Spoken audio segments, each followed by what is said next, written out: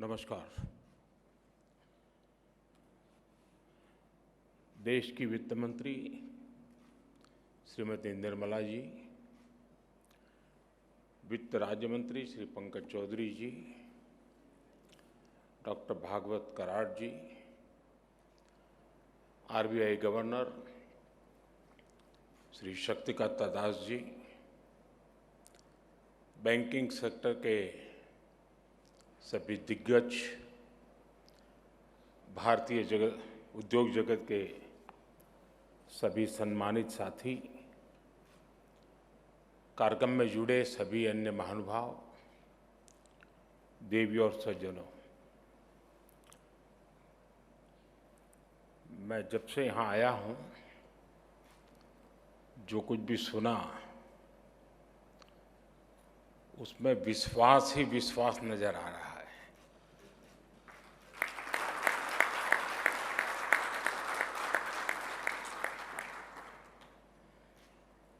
यानी हमारा confidence level इतना वाइब्रेंट हो, ये अपने आप में बहुत बड़ी संभावनाओं को संकल्प में परिवर्तित करते हैं और सब मिलकर के चलें तो संकल्प को सिद्धि प्राप्त करने में मैं नहीं मानता हूं कि देर लगेगी। किसी भी देश की विकास यात्रा में एक ऐसा समय आता है जब वो देश नई छलांग के लिए नए संकल्प लेता है और फिर पूरे राष्ट्र की शक्ति उन संकल्पों को प्राप्त करने में जुट जाती है। अब आजादी का आंदोलन तो बहुत लंबा चला था।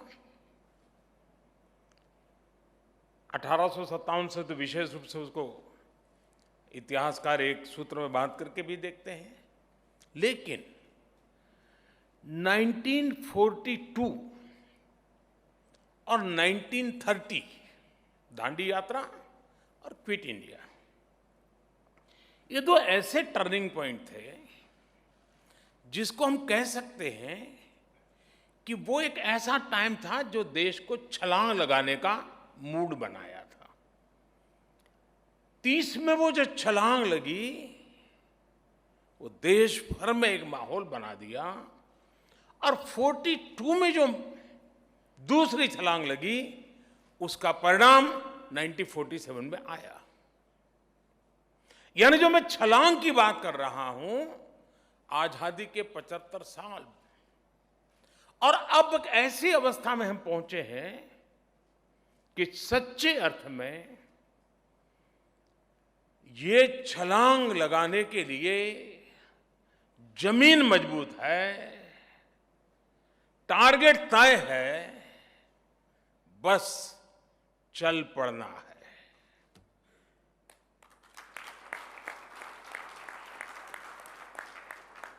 और मैंने लाल किले से कहा था, 15 अगस्त को कहा था, यही समय है, सही समय है। आप सभी नेशन बिल्डिंग के इस महायज्ञ के प्रमुख स्टेक होल्डर्स हैं और इसलिए भविष्य की तैयारियों को लेकर आपका संवाद, ये 2 दिवस का आपका मंथन, आपने मिल बैठ करके जो एक रोड मैप सोचा होगा, आपने जो निर्णय किए होंगे, मैं समझता हूं सारी बातें अपने आप में बहुत महत्वपूर्ण है। साथियों, सरकार ने बीते 6-7 वर्षों में बैंकिंग सेक्टर में जो रिफॉर्म्स किए, बैंकिंग सेक्टर का हर तरह से सपोर्ट किया, उस वजह से आज देश का बैंकिंग सेक्टर बहुत ही मजबूत स्थिति में है। आप भी ये महसूस करते हैं कि बैंकों की फाइनेंशियल हेल्थ अब काफी सुधरी हुई स्थिति में है। 2014 के पहले की जितनी भी परेशानियां थी, जितनी भी चुनौतियां थी, हमने एक एक करके उनके समाधान के रास्ते तलाशे हैं। हमने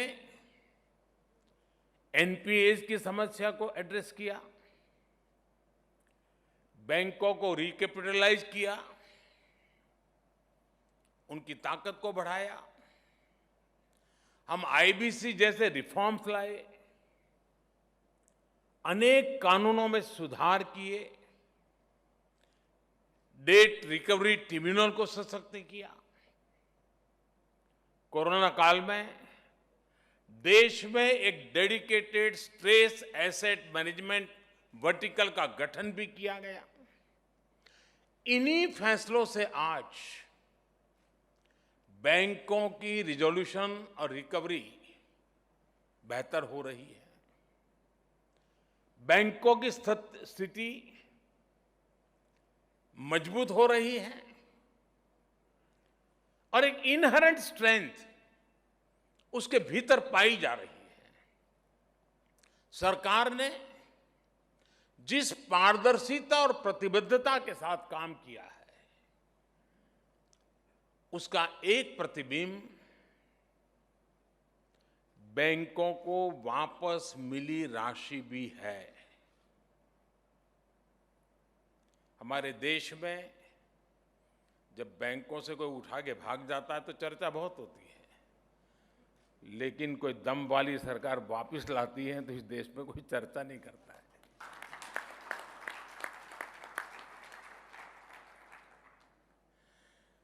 पहले की सरकारों के समय जो लाखों करोड़ रुपए फंसाए गए थे, उनमें से 5 लाख करोड़ रुपए से अधिक की रिकवरी की जा चुकी है।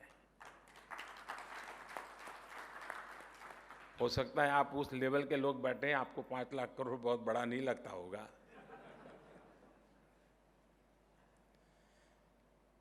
क्योंकि जिस प्रकार से एक सोच बनी हुई थी, यहां बैठे हुए उन लोगों की नहीं होगी ऐसा मुझे पूरा पक्का विश्वास है, लेकिन ये सोच बनी हुई थी बैंक हमारी ही है, बैंक में जो है वो भी हमारा ही है, वहां रहे या मेरे यहां रहे क्या फर्क पड़ता है। और जो चाहा वो मांगा, जो मांगा वो मिला, और बाद में पता नहीं था कि 2014 में देश निर्णय कुछ और कर देगा। सारी स्थितियां साफ हो गई।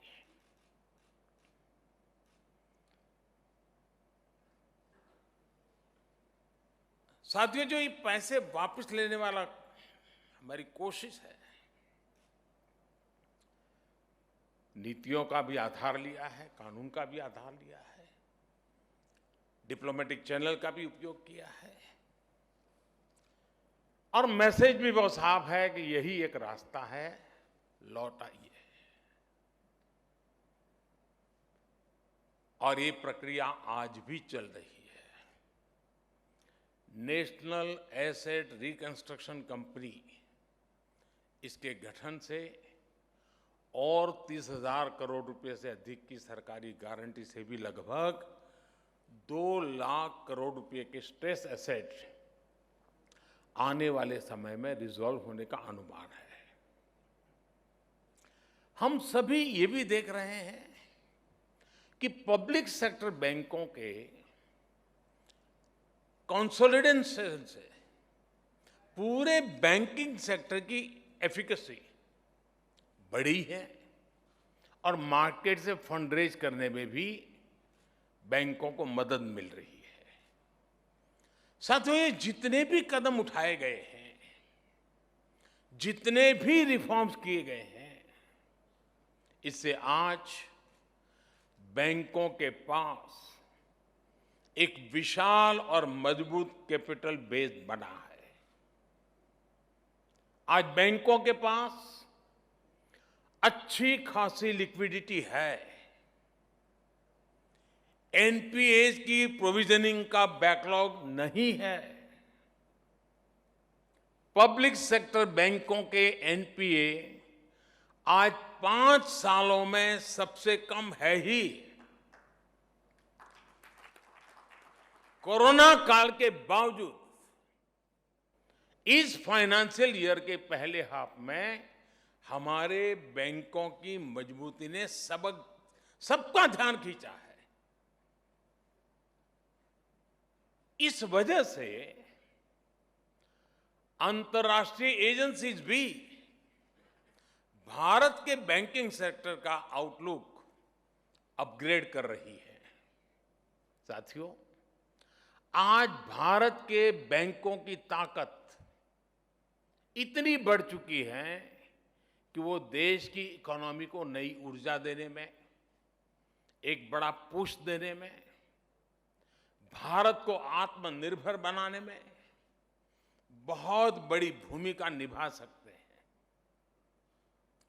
मैं इस फेज को भारत के बैंकिंग सेक्टर का एक बड़ा माइलस्टोन मानता हूं।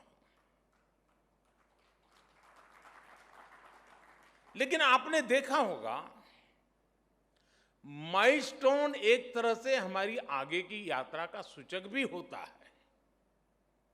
मैं इस फेज को भारत के बैंकों के एक नए स्टार्टिंग पॉइंट के रूप में भी देख रहा हूं। आपके लिए ये देश में वेल्थ क्रिएटर्स और जॉब क्रिएटर्स को सपोर्ट करने का समय है। जो अभी आरबीआई गवर्नर ने जॉब क्रिएशन की चर्चा की, मैं समझता हूं ये समय है। आज समय की मांग है कि अब भारत के बैंक अपनी बैलेंस शीट के साथ साथ देश की बैलेंस शीट को बढ़ाने के लिए भी प्रोएक्टिव होकर काम करें।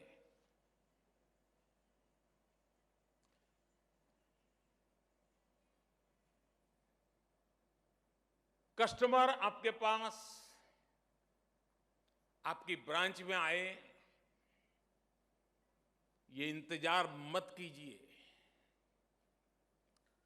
आपके कस्टमर की, कंपनी की, एमएसएमईज की जरूरतों को एनालाइज करके उनके पास जाना होगा, उनके लिए कस्टमाइज सॉल्यूशन देने होंगे। जैसे मैं उदाहरण देता हूं कि उत्तर प्रदेश के बुंदेलखंड इलाके में और तमिलनाडु में 2 डिफेंस कॉरिडोर बने। अब सरकार तेजी से वहां काम कर रही है। क्या उस कॉरिडोर के आसपास जुड़ी हुई जितनी बैंक ब्रांचेज है, क्या कभी उनको आपने बुलाया, उनसे मीटिंग की कि भाई डिफेंस कॉरिडोर बन रहा है, मतलब एक पूरा डिफेंस का नया सेक्टर यहां आ रहा है, बैंक प्रोएक्टिवली क्या कर सकती है? डिफेंस कॉरिडोर आने से ये चीज आने की संभावना है। कौन कौन कैप्टन्स हैं जो इसमें आएंगे, कौन छोटे छोटे चेन होंगे, एमएसएमईज होंगे जो इसकी सपोर्ट सिस्टम में आएंगे। इसके लिए हमारा बैंक का अप्रोच क्या होगा, प्रोएक्टिव अप्रोच क्या होगा, हमारी अलग अलग बैंकों के बीच में कंपटीशन कैसे होगी, द बेस्ट सर्विसेज कौन देता है। तब तो जाकर के भारत सरकार ने जिस डिफेंस कॉरिडोर की कल्पना की है, उसको धरती पर उतारने में विलंब नहीं लगेगा। लेकिन ठीक है भाई, सरकार ने डिफेंस कॉरिडोर बनाया है, लेकिन मेरा तो उसी पर ध्यान है। क्यों? और 20 साल से हमारा एक वेल सेटल्ड क्लाइंट है, चल रही है गाड़ी, बैंक भी चल रही है, उसका भी चल रहा है, हो गया। तो इससे होने वाला नहीं है। साथियों, आप अप्रूवर हैं और आपने सामने वाला एप्लीकेंट है। आप दाता है और सामने वाला याचक। इस भावना को छोड़कर अब बैंकों को पार्टनरशिप का मॉडल अपनाना होगा। जैसे अब बैंक ब्रांच के स्तर पर ये लक्ष्य तय किया जा सकता है कि वो अपने क्षेत्र के 10 नए युवाओं या 10 लघु उद्यमियों के साथ मिलकर उनका व्यापार बढ़ाने में मदद करेगी। मैं जब स्कूल में पढ़ता था, उस जमाने में बैंकों का राष्ट्रीयकरण नहीं हुआ था, और उस समय मुझे बराबर याद है, साल में कम से कम 2 बार बैंक के लोग हमारे स्कूल में आते थे, स्कूल में। और बैंक में खाता क्यों खोलना चाहिए, छोटे छोटे बच्चों को गल्ला दे करके उसमें पैसा क्यों बचाना चाहिए, ये समझाते थे। क्योंकि तब वो सरकारीकरण नहीं हुआ था, तब आपको लगता था कि ये मेरी बैंक है, मुझे इसकी चिंता करनी है। एक कंपटीशन भी थी, और बैंकिंग यानी फाइनेंशियल वर्ल्ड का बैंकिंग सेक्टर की आम सामान्य मानवीय को एक ट्रेनिंग भी जरूरी थी। सभी बैंकों ने काम किया है। राष्ट्रीयकरण होने के बाद शायद मिजाज बदला है, लेकिन 2014 में बैंक की इस शक्ति को मैंने पहचान करके जब उनको आह्वान किया कि मुझे जनधन अकाउंट का मूवमेंट खड़ा करना है, मुझे गरीब की झोपड़ी तक जाकर के उसको बैंक खाते खुलवाने हैं। जब मैं मेरे अफसरों से बात कर रहा था तो बहुत विश्वास का माहौल नहीं बनता था, आशंकाएं रहती थी कि यार ये कैसे होगा।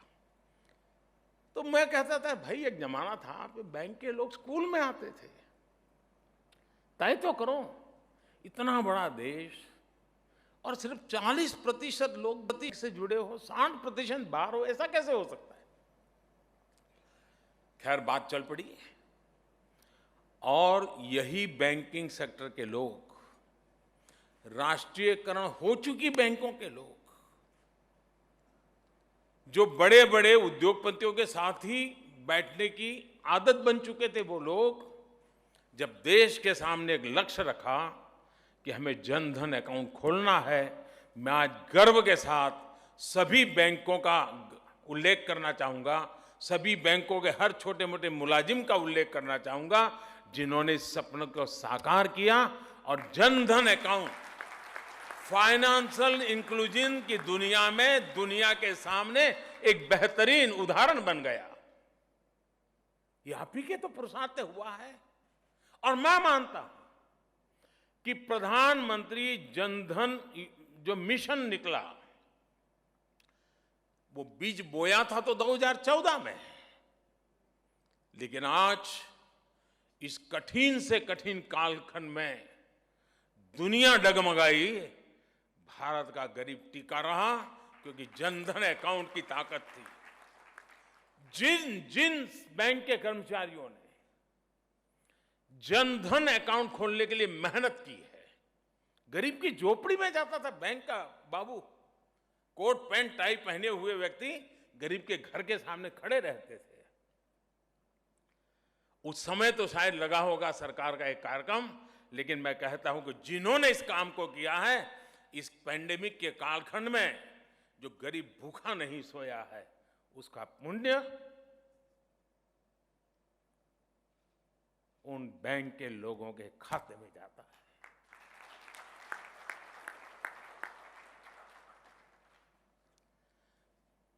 कोई काम, कोई पुरुषार्थ कभी भी बेकार नहीं जाता है जी। एक सच्ची सोच के साथ सत्य निष्ठा से किया हुआ काम एक कालखंड आता है जब परिणाम देता है, और जनधन अकाउंट कितना बड़ा परिणाम देता है हम देख रहे हैं। और हमें इकोनॉमी ऐसी नहीं बनानी है कि ऊपर इतनी मजबूत हो, उसकी मजबूती का बोझ इतना हो कि नीचे सब कुछ दब जाए। हमें बैंकिंग व्यवस्था नीचे भी गरीब से गरीब तक उतनी मजबूती देनी है ताकि ऊपर जाती हुई इकोनॉमी जब ऊपर भी बड़ा बल्क बनेगा तो दोनों का सामर्थ्य से भारत पुष्ट होगा। और मैं मानता हूं कि हमने sun life multi speciality hospital ప్రజలకు నిరంతర వైద్య సేవలు అందిస్తున్న hospital. Diabetology stem cell physician లో ఇండియాలోనే మొదటి డాక్టర్ గా పేరుగాంచిన డాక్టర్ విజయ్ భాస్కర్ గారు అత్యాధునిక విజ్ఞాన పరిజ్ఞానంతో అంతర్జాతీయ ప్రమాణాలతో సామాన్యులకు సైతం అందుబాటులోకి తెచ్చారు sun life multi speciality hospital ను. అనుభవజ్ఞులైన వైద్యులతో అన్ని రకాల వైద్య సేవలు, ఆపరేషన్స్, సర్జికల్ ఎమర్జెన్సీలు, ప్లాస్టిక్ సర్జరీలు, చికిత్స అందించనున్నారు. 24 గంటలు అందుబాటులో ఫార్మసీ మరియు అంబులెన్స్ సౌకర్యం కలదు. సంప్రదించండి sun life multi speciality hospital, Dammaiguda. Contact number 8121678234 9700971100. उसी एक सोच के साथ करना था। अब कल्पना कर सकते हैं जब स्थानीय व्यापारियों को ये एहसास होगा कि बैंक और उसके कर्मचारी उनके साथ खड़े हैं, मदद के लिए खुद उनके पास आ रहे हैं, तो इनका आत्मविश्वास कितना बढ़ जाएगा। आपके बैंकिंग के अनुभवों का भी उन्हें बहुत लाभ होगा। साथियों, मैं जानता हूं कि बैंकिंग सिस्टम की हेल्थ के लिए ये बहुत जरूरी है कि वायबल प्रोजेक्ट ही पैसा लगाएं, लेकिन साथ ही प्रोजेक्ट्स को वायबल बनाने में हम प्रोएक्टिव भूमिका भी तो निभा सकते हैं। वायबिलिटी के लिए कुछ एक ही रीजन नहीं होते हैं। हमारे जो बैंक के साथी हैं वो एक और काम कर सकते हैं। आपको ये भली भांति पता होता है कि आपके क्षेत्र में किस किस की आर्थिक क्षमता कितनी है। ब्रांच के नजर के दायरे में बाहर नहीं होता है जी। वो उस धरती की ताकत को जानता है। आज जो 5 करोड़ रुपए का लोन आपसे लेकर जा रहा है, ईमानदारी से समय पर लौटा रहा है, आप उसकी क्षमता बढ़ाने में भी तो मदद कर सकते हैं। आज जो 5 करोड़ रुपए का लोन लेकर बैंक को वापस कर रहा है, उसमें कल को कई गुना ज्यादा लोन लेकर लौटाने का सामर्थ्य पैदा हो, इसके लिए आपको उसे आगे चढ़ करके, बढ़ चढ़ करके सपोर्ट करना चाहिए। अब जैसे आप सभी पीएलआई स्कीम के बारे में जानते हैं और आज किसके भी उल्लेख भी हुआ, इसमें सरकार भी कुछ ऐसा ही कर रही है। जो भारत के मैन्युफैक्चरर्स हैं वो अपनी कैपेसिटी कई गुना बढ़ाएं, खुद को ग्लोबल कंपनी में बदलें, इसके लिए सरकार उन्हें प्रोडक्शन पर इंसेंटिव दे रही है। आप खुद सोचिए, आज भारत में इंफ्रास्ट्रक्चर पर रिकॉर्ड निवेश हो रहा है, लेकिन भारत में इंफ्रास्ट्रक्चर से जुड़ी बड़ी कंपनियों कितनी है भाई? हम पिछली शताब्दी के जो इंफ्रास्ट्रक्चर थे, पिछली शताब्दी के इंफ्रास्ट्रक्चर के स्केल थे, पिछली शताब्दी के इंफ्रास्ट्रक्चर की जो टेक्नोलॉजी है, उसी में गुजारा करने वाले हमारे इंफ्रास्ट्रक्चर के क्षेत्र की जो कंपनियां हैं वो काम करेगी तो 21वीं सदी के सपने पूरे हो सकते हैं क्या? नहीं हो सकते। आज अगर उसको बड़े बिल्डिंग बनाना है, लार्ज स्केल पर काम करना है, बड़ा बुलेट ट्रेन का काम करना है, एक्सप्रेस वे का काम करना है, तो उसको इक्विपमेंट भी बहुत महंगे लगेंगे, उसको पैसों की जरूरत पड़ेगी। हमारे बैंकिंग सेक्टर के लोगों के मन में आता है कि मेरी बैंक का एक क्लाइंट ऐसा होगा जो इंफ्रास्ट्रक्चर में है, जो दुनिया के 5 बड़ों में उसका नाम भी होगा। ये इच्छा क्यों नहीं हो रही है? मेरी बैंक बड़ी हो वो तो ठीक है, लेकिन मेरे देश की एक इंफ्रास्ट्रक्चर कंपनी जिसका अकाउंट मेरी बैंक में है, वो भी दुनिया के टॉप 5 में उसका नाम आएगा। मुझे बताइए, आपकी बैंक की इज्जत बढ़ेगी कि नहीं बढ़ेगी? मेरे देश की ताकत बढ़ेगी कि नहीं बढ़ेगी? और हमें हर क्षेत्र में देखना है कि हम दुनिया में सबसे बड़े ऐसे अलग अलग क्षेत्र में कितने महारथी तैयार करते हैं। हमारा एक खिलाड़ी जब एक गोल्ड मेडल लेकर के आता है ना, गोल्ड मेडल लेने वाला तो एक ही होता है, लेकिन पूरा हिंदुस्तान अपने आप को गोल्डन एरा में देखता है। यह ताकत जीवन के हर क्षेत्र में होती है जी।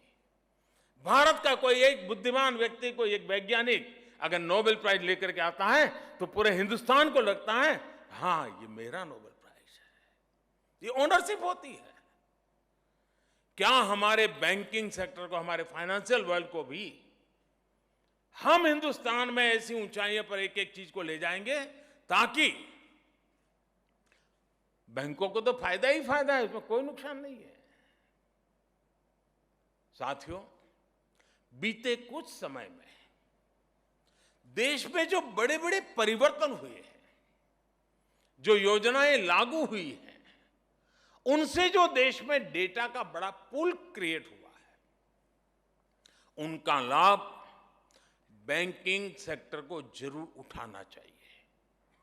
जैसे मैं जीएसटी की बात करूं तो आज हर व्यापारी का पूरा ट्रांजैक्शन पारदर्शिता से होता है। व्यापारी की कितनी क्षमता है, उसका व्यापार कहां कहां फैला हुआ है, उसकी कारोबारी हिस्ट्री कैसी है, इसका अब मजबूत डेटा देश के पास उपलब्ध है। क्या इस डेटा के आधार पर हमारे बैंक उस व्यापारी के सपोर्ट के लिए खुद उसके पास नहीं जा सकते क्या?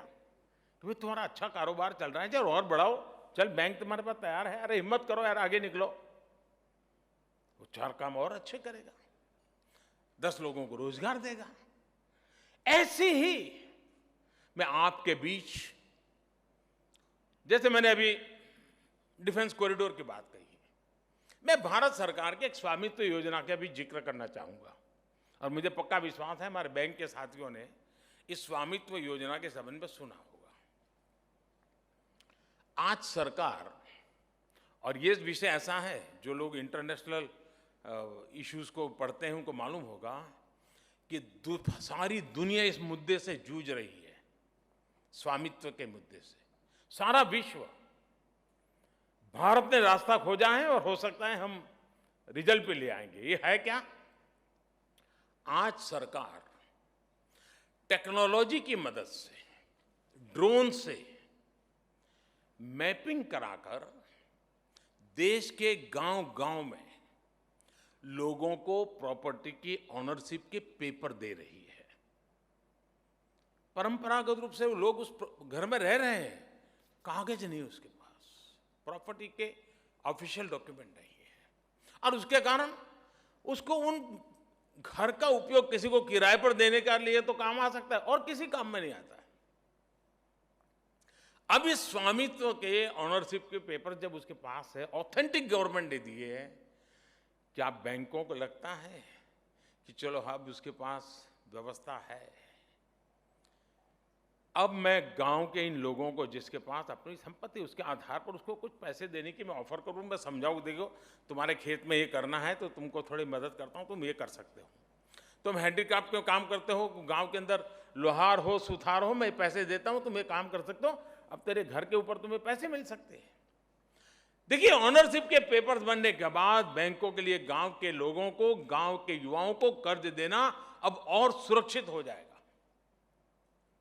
लेकिन मैं ये भी कहूंगा कि जब बैंकों की वित्तीय सुरक्षा बढ़ी है तो बैंकों को भी गांव के लोगों को सपोर्ट करने के लिए खुद आगे बढ़कर के आना होगा।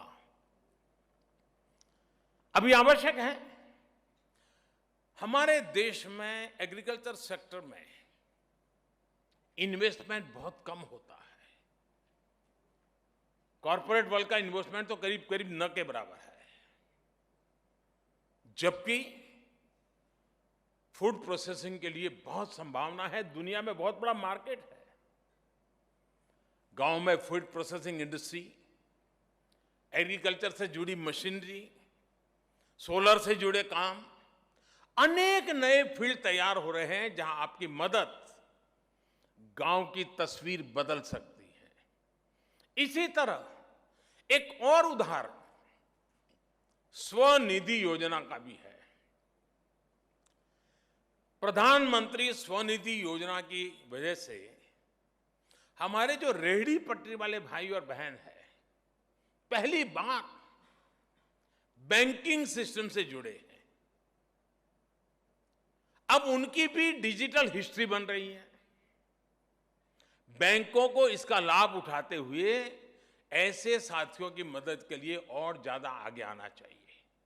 और मैंने बैंकों से भी आग्रह कहा है, और मेरे यहां अर्बन मिनिस्ट्री को भी आग्रह कहा है, और मैंने सभी मेयर्स को भी आग्रह किया है कि आपके नगर के अंदर ये जो रेहड़ी पटरी वाले हैं, उनको मोबाइल फोन पर डिजिटल ट्रांजैक्शन सिखाइए। वो थोक में माल लेगा, वो भी डिजिटली लेगा, वो बिक्री करेगा तो भी डिजिटली करेगा। और ये सब कोई मुश्किल काम नहीं, हिंदुस्तान ने करके दिखाया है। अब तो उसकी अपनी हिस्ट्री तैयार होगी। आज उसको 50,000 दिया है, कल आप उसको 80,000 दे सकते हैं, परसों 1.5 लाख रुपए दे सकते हैं। उसका कारोबार बढ़ता चले जाएगा। वो ज्यादा सामान खरीदेगा, ज्यादा सामान बेचेगा। एक गांव में कर रहा तो 3 गांव में करना शुरू कर देगा।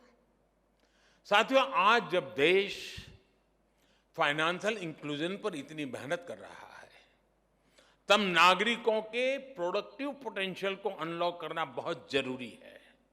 और मैं अनलॉक करना यहां 3-4 बार सुन चुका हूं।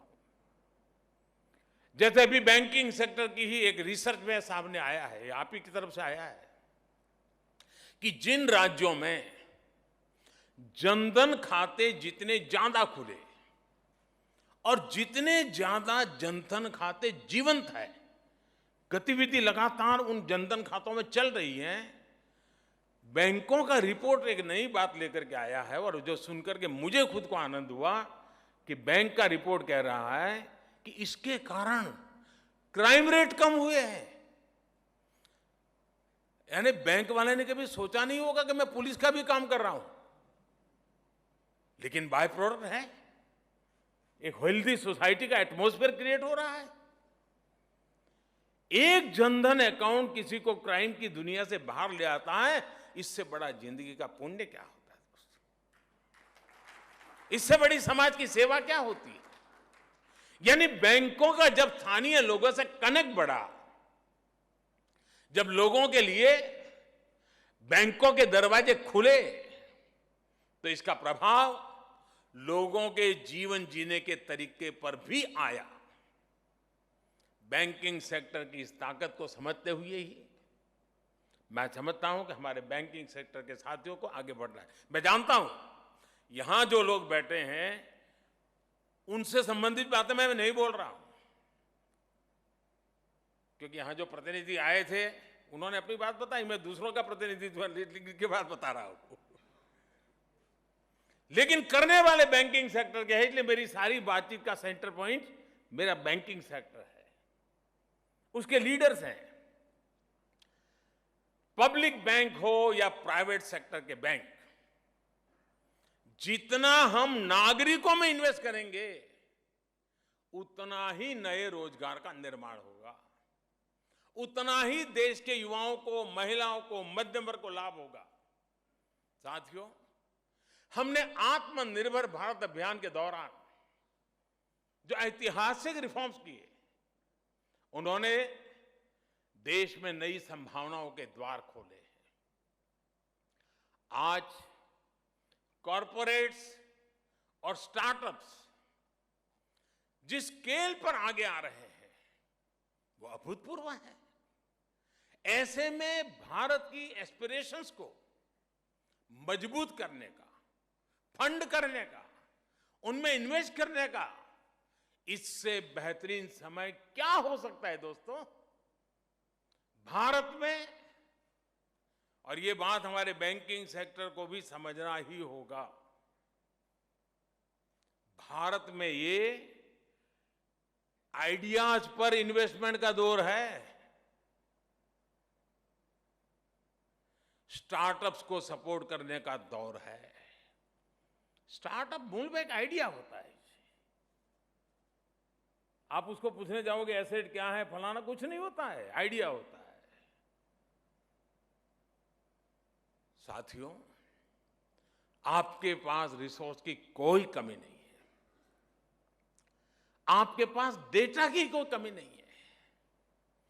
आप जो रिफॉर्म चाहते थे वो सरकार ने किया भी है और आगे भी करती रहेगी। अब आपको राष्ट्रीय संकल्पों के साथ, राष्ट्रीय लक्ष्यों के साथ खुद को जोड़कर आगे चलना है। मुझे बताया गया है कि मंत्रालयों और बैंकों को एक साथ लाने के लिए, अभी हमारे सचिव महोदय भी उल्लेख कर रहे थे, web based project funding tracker बनाना तय हुआ है। अच्छी बात है, काफी सुविधा बढ़ेगी उसके कारण। लेकिन मेरा उसमें एक सुझाव है। यह प्रयास अच्छा है, लेकिन क्या यह बेहतर नहीं हो सकता है कि हम गति शक्ति पोर्टल में ही एक इंटरफेस के तौर पर इस नए इनिशिएटिव को जोड़ दें। आजादी के इस अमृत काल में भारत का बैंकिंग सेक्टर बिग थिंकिंग और इनोवेटिव अप्रोच के साथ आगे बढ़ेगा। साथियों, एक और विषय है जिसमें अगर हम देर करेंगे तो हम पीछे रह जाएंगे, और वो है फिनटेक। भारत के लोगों की हर नई चीज को एडॉप्ट करने की जो ताकत है ना, वो अद्भुत है जी। आज आपने देखा होगा कि फ्रूट बेचने वाले, सब्जी बेचने क्यूआर कोड लगा करके बैठते हैं और कहते हैं यहाँ पैसे दो। मंदिरों में भी डोनेशन वाले क्यूआर कोड लगा दीजिए, चलेगा। मतलब कि फिनटेक की तरफ एक वातावरण बना है। क्या हम तय कर सकते हैं? और मैं तो चाहता हूं रेगुलर कंपटीशन का एक वातावरण बने कि हर बैंक ब्रांच एटलीस्ट 100, ज्यादा मैं नहीं कह रहा हूं, 100% डिजिटल ट्रांजैक्शन वाले क्लाइंट होंगे और टॉप में से होंगे। ऐसा नहीं कि भी कोई 1000-2000 रुपये वाला आया और उसको आपने वैसे 100 जो बड़े बड़े हैं 100% वो डिजिटली करेगा। जो भी कारोबार करेगा ऑनलाइन डिजिटली करेगा। दुनिया का सबसे बड़ा मजबूत हमारे पास यूपीआई प्लेटफॉर्म है जी। हम क्यों नहीं करते जी? अब हम ये सोचे हमारे बैंकिंग सेक्टर में पहले क्या स्थिति थी। क्लाइंट आते थे, फिर हम एक टोकन देते थे, फिर वो नोटें लेके आता था, 4 बार गिनते थे, यूं यूं करते रहते थे, फिर दूसरा भी गिन करके वेरीफाई करता था, फिर सही नोट है गलत नोट है उसमें दिमाग खपाते थे। यानी एक क्लाइंट 20 मिनट 25 मिनट आधे घंटे से बड़ी मुश्किल से जाता था। आज मशीन काम कर रहा है, नोट भी मशीन गिन रहा है, सारे काम मशीन कर रहे हैं। तो वहां तो आपको टेक्नोलॉजी का बड़ा मजा आता है। लेकिन आप अभी भी हम डिजिटल ट्रांजैक्शन इस विषय को किस बात के लिए संकोच करते मैं समझ नहीं पा रहा हूं। नफा या घाटा उसी के तराजू से इस मिशन को मत सोचिए दोस्तों। ये जो छलांग लगाने का कालखंड है ना, उसमें फिनटेक भी एक बहुत बड़ी पटरी है जिस पटरी से गाड़ी दौड़ने वाली है। और इसलिए मेरा आग्रह है हर बैंक ब्रांच कम से कम 100, ये आजादी के अमृत महोत्सव में इसको हम साकार करके रहें कि 2022-15 अगस्त के पहले इस देश में एक भी बैंक की ब्रांच नहीं होगी जिसमें कम से कम 100 ऐसे क्लाइंट नहीं होंगे जो 100% अपना कारोबार लेन देन डिजिटली न करते हो। अब देखिए बदलाव आपको पता चलेगा। जनधन ने जो ताकत का आपको अनुभव करवाया है उससे अनेक गुना ताकत की अनुभूति ये छोटे छोटे सामर्थ्य से दिखेगी। हमने देखा है विमेन सेल्फ हेल्प ग्रुप, मुझे लंबे समय तक राज्य में सेवा करने का मौका मिला तो हम हर साल बैंक के लोगों के साथ बैठते थे और इशू रिजॉल्व करना, कुछ आगे का सोचना, चर्चाएं करते थे।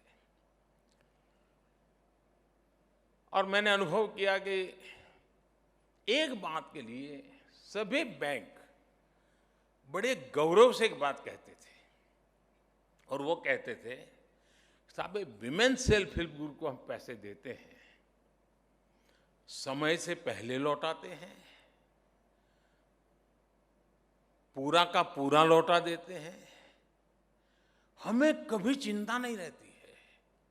जब आपका इतना बढ़िया पॉजिटिव एक्सपीरियंस है तो इसको बल देने के लिए आपकी प्रोएक्टिव कोई योजना है क्या? हमारे विमेन सेल्फ हेल्प ग्रुप के पोटेंशियल इतना ज्यादा है, हमारा इकोनॉमी का ग्रास रूट लेवल का एक बहुत बड़ा ड्राइविंग फोर्स वो बन सकते हैं। मैंने बड़े बड़े लोगों की बात नहीं की है, मैंने छोटे छोटे लोगों की बात की है कि मुझे पता है कि धरती पर फाइनेंस की आधुनिक व्यवस्थाएं सामान्य नागरिक की आर्थिक मजबूती का बहुत बड़ा आधार बन सकती है। मैं चाहता हूं इस नई सोच के साथ, नए संकल्प के साथ छलांग लगाने का मौका है ही है, जमीन तैयार है दोस्तों। और सबसे बड़ी बात जिसकी मैं बार बार कह चुका हूं, बैंक वालों को 50 बार कह चुका हूं, मैं आपके साथ हूं।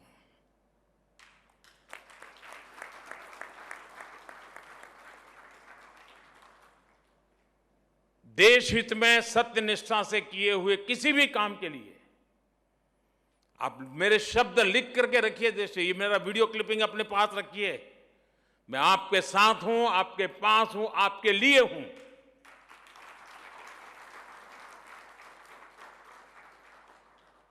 सत्यनिष्ठा से, प्रामाणिकता से देश हित के लिए काम में कभी गलतियां भी होती है।